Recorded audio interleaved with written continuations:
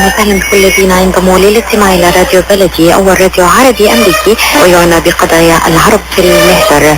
برامجنا في راديو بلدي كل يوم جمعة من 8 وحتى 9 صباحا مع ليلى الحسيني في بث حي ومباشر وعبر wnzk راديو 690 AM. صباح الخير بلدي، صباح الخير لكل مستمعينا. Welcome to Radio Baladi, the first Arab, Middle Eastern and American simulcast radio show. Radio Baladi is broadcast every Friday morning on wnzk 690 AM from 8 until 9 Eastern Time on Good Morning Michigan with Layla Al-Husseini. Our call-in number 248-557-3300. And now, stay tuned for the best radio talk show on Arab and American issues with your host, Layla Al-Husseini.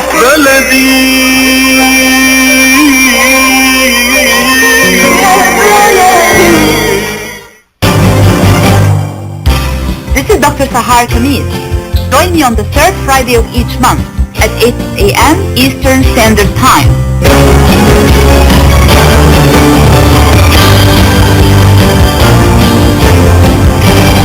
I'll be discussing some of the most important current political, economic, and social issues in my program, The Bridge.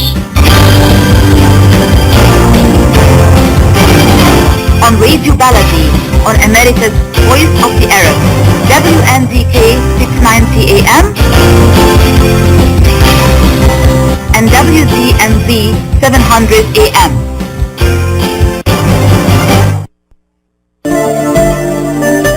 When you're looking for the best in optical care, Dr. Imad Nakash is your doctor to see. With years of experience and thousands of successful procedures performed, you can trust your eyes to Dr. Imad Nakash. See Dr. Imad Nakash and his professional staff for your eye care needs. There's 2 locations to serve you. In Hazel Park, call 248-336-3937. 248-336-3937. In Rochester Hills, call 248-299-3937. That's 248-299-3937. It's never too early to get your child on the right track. From their first words to first grade, Dreamy Children's Center in Troy works closely with parents to provide an experience that goes beyond early education. The highly qualified and experienced staff use a variety of programs that can help nurture important personality traits like responsibility, independence, problem-solving, motivation, and respect.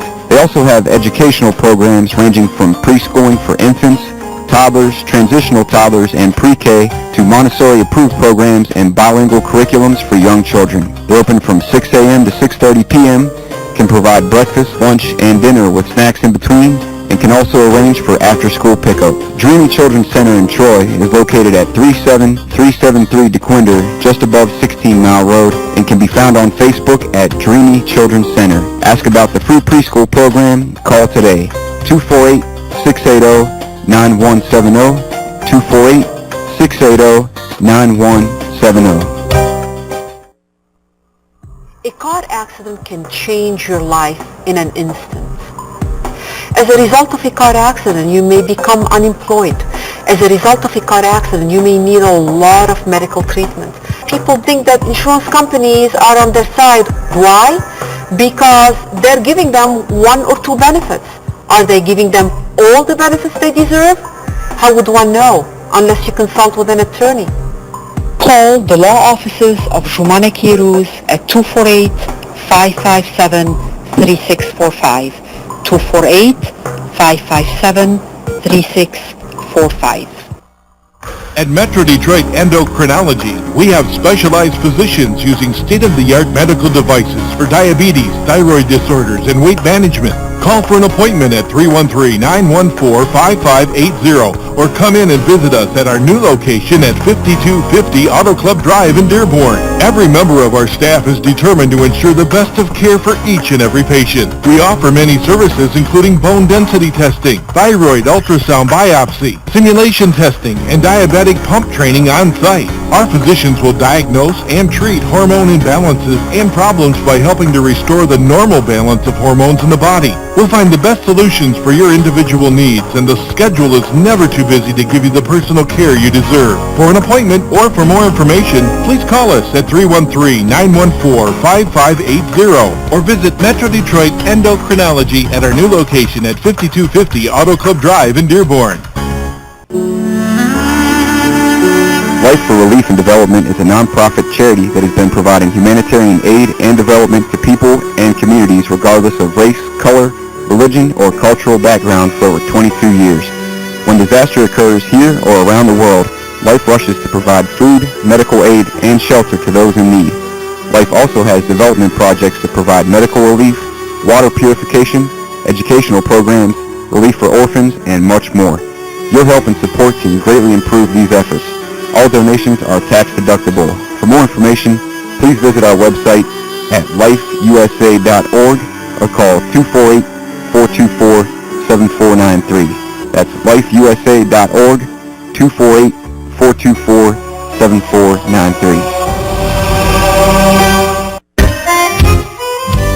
Are you going to start a restaurant or grocery store soon? Do you need floor plans and designs? Call Najee Abood at 734-744-9796. Do you want to buy kitchen and restaurant equipment at discount prices? Call Najee Abood now, 734-744-9796. New Concept Products and Design, the trademark of kitchen equipment. 5% discount on all purchases of $75,000 or more. New Concept Products and Design, new location, 31185 Schoolcraft in Livonia. Learn more at www.newconceptproducts.com. Call Najee Abood, 734-744-9796. Ziyad brand. Quality products from our family to yours. Ziyad Brothers Importing offers the finest quality products, including brands like Sultan, Kraft, Nestle, Hook, Rico Picon, Donna, and many more. Ask your retailer to carry these fine products because you deserve the very best. For more information, visit our website at www.ziyad.com. That's www.ziyad.com. Ziyad, quality products from our family to yours. This is Dr. Sahar Khamis. Join me on the third Friday of each month at 8 a.m. Eastern Standard Time.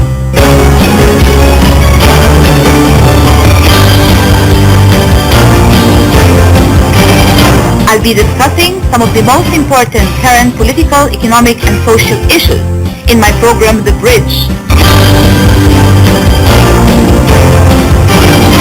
On Radio Baladi, on America's Voice of the Arabs, WNZK 690 AM and wdmv 700 AM. Good morning, everyone. This is your host, Dr. Sahar Khamis. Welcome to The Bridge on U.S. Arab Radio. Today we are discussing a very important and timely topic. We hope this is only the beginning of a long conversation we're going to have in a series of programs on U.S. Arab Radio on Muslim Americans after the U.S. elections and living in a changing America, some of the new realities and some of the new dynamics. And with me this morning discussing this important topic are two important interfaith leaders and activists, Dr. Mike Rouse and Ms. Younis. Thank you and welcome to the program. Thank you for being with us this morning, Dr. Mike Rouse and Ms. Younis. Good morning. Welcome to the program. Good morning. Thank you so much. Thank you. Thank you for having us. Thank you so much. Mike, I'll start with you. And I know that you are a member of many different groups and initiatives, and I know that you started some initiatives. Some of them are called, speaking about Islam or how Muslims should speak about Islam, and also, the state of Muslims, talking about some of the most important contemporary and current affairs that are affecting American Muslims now and in this country in particular. These initiatives seem to be particularly very important at this timely moment. If you can talk briefly about why and how that is the case. Sure. First of all, the State of Muslims is a monthly gathering of Muslims and non-Muslims together to understand what is going on with the policies of the government, how does it affect Muslims, and what we can do collectively. And this effect is just not Muslims, it is all of us together. We got to find solutions. Right now, the concern Muslims have is the registry, Muslim registry, and it is a very dangerous precedent. First of all, it goes against the character of our nation, which is you can't look to people through the lens of religion, but what they can do for the nation. And that to register as Muslims, it is a unheard of thing. There may have been cases, but this is completely anti-constitutional, and it goes against the very character of our nation. I don't think at this moment the disaffected Americans who supported Trump are temporarily seeking, they need empathy. They're going through some tough times, like Muslims and others, and they need some empathy, and Trump gave them what they wanted to hear. So they are with him, but even deep down, Sahar, I believe these people that we label as polarized or we label as completely right-wing nuts, honestly, they're good people misled momentarily. And we as Muslims, along with all other Americans, we have a responsibility to restore the cohesiveness of America, where all of us can function effectively without worrying about religion, but living our life, daily life, going to work peacefully, taking care of children, going to the grocery stores, traveling in the public transportation without fear. We need to restore that, and the State of Muslims program is to discuss these issues on a monthly basis, and you can go to American Muslim Institution.org, and there is a tab called events, and you find our links, when to attend, where to attend, and this initiative is important. The second part of the initiative is reaching out to the media, and which you are a big part of the media. We believe our media has failed us temporarily. We will get to the media at some point, Mike. I just wanted to give the listeners just a brief idea about your, the most important initiatives that you are working on. But I'll come back to you and Ines with a question about the media. Thank you. And Ines, I'll move on to you with a question about the Muslim registry. When this whole scary idea started to loom over people's heads, I did hear some voices from the interfaith community, from non-Muslims, from Jews, from Christians, from others, who are saying if Muslims were ever to register or to be asked to register, we are also going to register with them too. I know you're an interfaith activist. Can you talk about why doing interfaith work across different religions is particularly important now? It is, I think interfaith work has always been particularly important. It is only now that we're recognizing exactly why it is important. I always say that the time of a crisis is not the point at which you start to clamor to build relationships. This is not the most conducive environment and condition to build relationships. That's something that has to be happening on a continual basis so that when we do have crises like these, those bonds are already there, the relationships are already in place, and initiatives like this can hit the ground running. So interfaith has always been a huge part of the American Muslim experience, but is now, not that it's more pertinent now that we start to engage interfaith, but now I think people are finally recognizing the value of interfaith relationships at a point like this. As far as the Muslim registry, I mean, I have been so deeply touched by the number of organizations, Jewish organizations and Christian organizations and interfaith groups all across the country that have reached out and taken the bold stand of acting collectively and saying that we are going to collectively deal with something of this magnitude, which is just something that's such a huge violation of our constitutional rights, not only because we're American Muslims, but just the nation as a whole needs to panic, needs to hit the panic button, because this is not just about Muslims. If you can do this to a marginalized group in America, you can do this to any group in America. So I think people are beginning to recognize that. I personally think that this registry issue is something that we need to approach collectively, and it is something we cannot deal with as individuals, because the only way we're going to protest is to act in unison, and not just with other Muslims, but with every American, which is why I agree with Mike that we should not lead with anger or frustration. We really need to extend the olive branch to everyone and bring this country back together, including those who did vote for Trump and who are Trump supporters. Indeed, and I did actually witness a number of events and rallies that did have this slogan of solidarity. The slogan was standing with and standing for, the other. Whether this other is with my group, another group, different group, it does not matter. We are all standing together, united. This theme has been very powerful and has been very strong in so many gatherings lately. Mike, back to you with a question about duties and rights. Every citizen in every part of the world has both, rights and obligations, as well as has rights and, of course, has duties and obligations at the same time. In this particular case, what are the most important rights that Muslim Americans should know about living in this country? Well, we should know about the First Amendment thoroughly. First Amendment is the key document for anybody with any kind of faith to live in America. And in fact, Sahar, last month we started a series called Training Muslim Speakers, and the idea is not to talk about traditional training where Muslims go to the place and talk about the religious rituals aspect. The evangelical pastors that did not consider Islam to be a good religion, they guided us in a heart-to-heart meeting. They told we need speakers who can come and speak in our churches and synagogues, temples and gurdwaras, what the values of Muslims, like justice, to being truthful, caring for neighbors.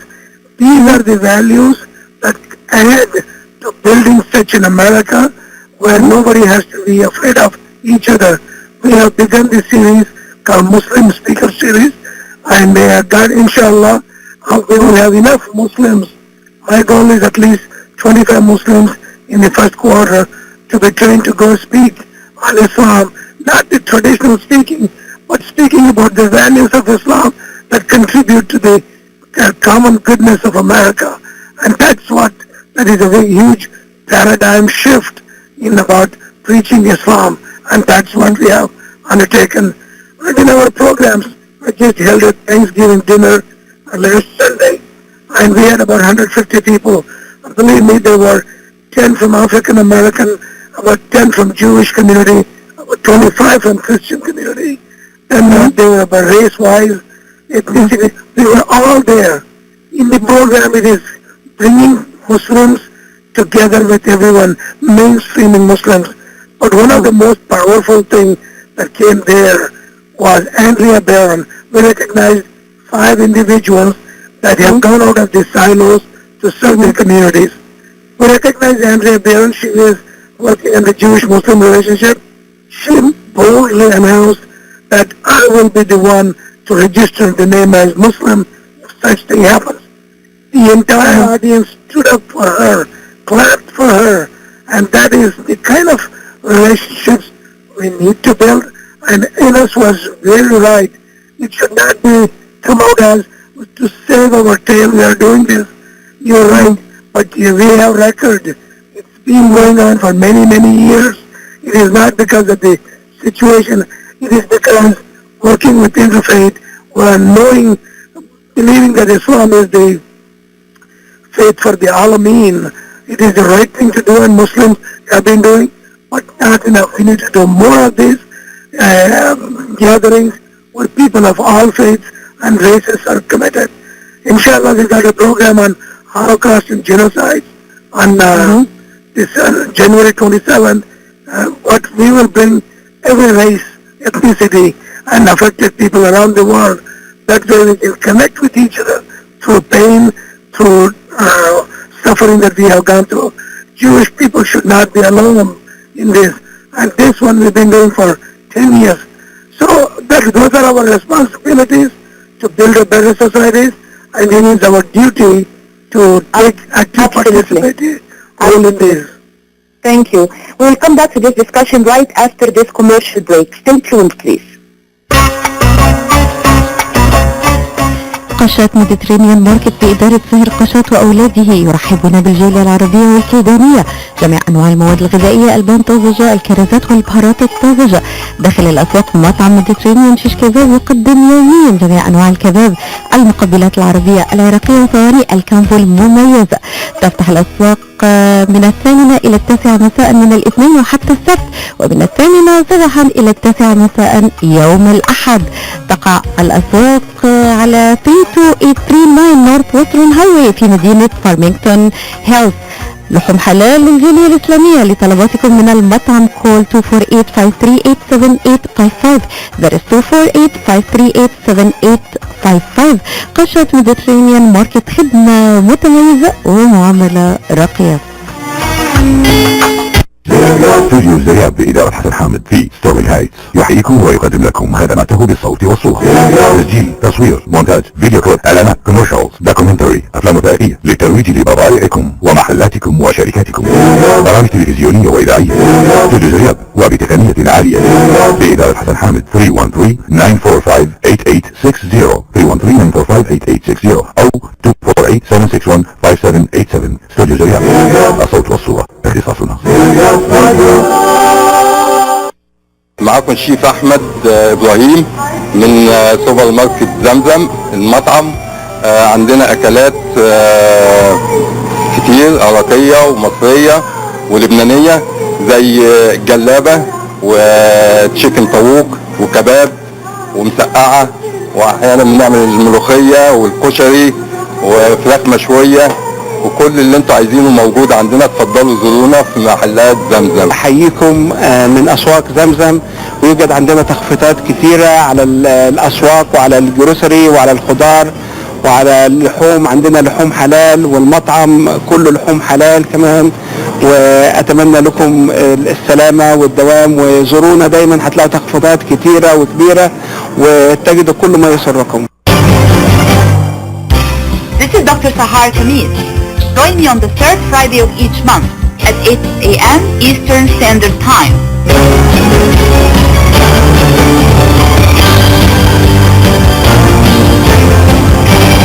I'll be discussing some of the most important current political, economic, and social issues in my program, The Bridge. On Radio Baladi, on America's Voice of the Arabs, WNZK 690 AM and wdmv 700 AM. Welcome back to the show, everybody. This is your host, Dr. Sahar Khamis, and with me this morning, Dr. Mike Ghouse and Ms. Younis. We're discussing the state of American Muslims after the elections and some of the most important realities and dynamics. Ines, a question about the importance of women and women's involvement in interfaith movements right now. You have been active yourself in several movements, including Sisterhood of Salam Shalom, and I'm sure other initiatives as well. If you can briefly tell us, why is it particularly important for Muslim American women to participate and be active in these movements right now? Well, I think that women are particularly good at this particular kind of engagement because we are relationship builders. And as relationship builders, we can bring people together in ways that I think is unique to females. And not to sound sexist, but this is just a fact of our nature, which is why the Sisterhood of Salam Shalom is as successful as it has been in bringing together the Jewish and Muslim community across the United States. And relationship building is at the heart of all interfaith engagement. And it's based on the idea of contact theory, which states that if you have at least one positive engagement, one meaningful engagement with someone from another group, that you will project these emotions, these feelings, and these sentiments to the entirety of that group. And so we approach things from a very personal, one-on-one relationship building approach to building bridges. And I think that is a uniquely female quality. Although Mike might disagree with me, but I think that he agrees. I know that he values women's participation very much, and I think it's important for people to see Muslim women, among these movements and leading sometimes these organizations, as well as in the case of the Sisterhood of Salam Shalom, which will have, of course, this big, gathering, the big conference, national conference that will bring about more than 400 Muslim and Jewish women together in New Jersey on December 4th. This December 4th is going to be a big gathering and a big show of solidarity with both communities, and especially during these difficult times, it's especially important for people to see these kinds of gatherings and this kind of solidarity. And Mike, back to you the question about the media that we promised to touch upon earlier. Being a professor of communication, I think that there is really a need for Muslim Americans to come up with their own alternative media venues to make sure their voices could be heard. Can you comment on that briefly, please? Sure. Briefly, I do agree with Sister Younis about women being the relationship builders. For that, what we are doing at the American Muslim Institution, in the last 4 programs we did, 2 major seminars and 2 other events, we have put consciously, deliberately, young Muslim girls wearing hijab to be the MCs of the program. Normally I was doing this, I have given up. We need to get our young women to be the MCs. They will be more effective wearing a hijab when they deliver common sense message. And a lot of people surprised, they didn't think much about Muslim women when they see a hijabi teenager, the youth girl delivering the message. It changes their perception, and indeed the biggest change from Muslim perception would come from Muslim women taking active role, and I appreciate what Sister Younis is doing in that direction. I'll come to the media. I'm not sure I agree with having a Muslim media. If you have a Muslim media, only Muslims will tune into it. We need to be part of the mainstream media to have a dose of information for all. For example, I'll give you a quick example. In Texas Faith column at Dallas Morning News, I have written 250 articles as a pluralism. And we are a group of 20 people, pastors, rabbis, sheikhs, and all of us. When I write an article, it is talking about all religions in general, and then definitely Islam a little bit. Yeah, I did not mean, just to clarify, Mike, I did not mean, media that's only for Muslims. I meant that a venue that would be able to convey the American Muslim narrative, just like US Arab Radio that we are on right now is trying to give voices from within the American Arab community and so on and so forth. So I meant just some kind of venue that would be open for Muslim Americans to convey their views. That's what I meant. I did not mean to be, just exclusively for Muslim Americans. Just to clarify. I agree. Go ahead. I think as Muslims, we need to emphasize, create scholarships, and emphasize on Muslim youth to join in journalism, and that way we'll have more of them to bring some kind of balance in the society, in the community. I think we need to create scholarships to promote journalism. Absolutely. And, Ines, I know your daughter is doing exactly that. I know that she is a student of film. And how important is it also for Muslim Americans in general and Muslim American women in particular to start having initiatives to have these voices, heard and these stories being told?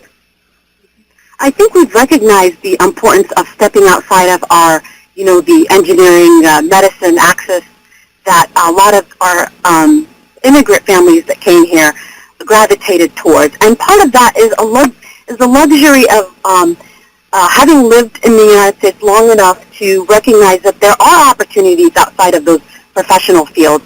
The Islamic Scholarship Fund is a great organization that is specifically targets, or I shouldn't say target, but grants scholarships to individuals who are looking for to pursue careers in journalism and film and other kinds of careers that would allow the Muslim community to have a voice in the mainstream culture. It's very important It's critical, but it's also important that we don't kind of swing the pendulum to the other side and say, this is what the community needs of you and this is what you need to do. I think it's important to... Go ahead, I'm sorry, Mike. Amen to that. It's important that we take advantage of the fact that we are in a very privileged position of being able to pursue whatever avenues, whatever careers, whatever interests we have, and we should not rob our children of those opportunities. We should really let them progress naturally, because I think they will naturally make a success of whatever it is that they pursue if we open those opportunities for them. I think there's nothing wrong with having media that only Muslims tune into, because we need a unified voice. The Muslim community is not monolithic, and we also need platforms for interface communication between various Muslim communities in the United States. So I'm open and I advocate for all kinds of platforms, mainstream, alternative, just any ways for Muslims to communicate with each other and with the greater community, and sort of pursue and advance our own values. Some people blame the media for a lot of the polarization and division that's happening now in the country. A lot of people are pointing, fingers of blame at the media, right, Ines? I mean, having, alternative and new media platforms would be particularly important now, correct? Yes, I think diversity in our community is important, but diversity in media is also critical. So, I mean, the media, we talk about it like it's a singular entity with one heart and one mind. The media is just made up of hundreds of thousands of different individuals. Exactly. We just want to make sure that we have a proper representation. It's not about dominating the mainstream media. It's about accessibility. It's about access, and that's, I think, what we're missing here. That is correct. I think the media can't do right. I mean, no matter what you do, there's somebody out there who's going to be critical of what you're saying and what you're doing. The point is that you need to be doing it.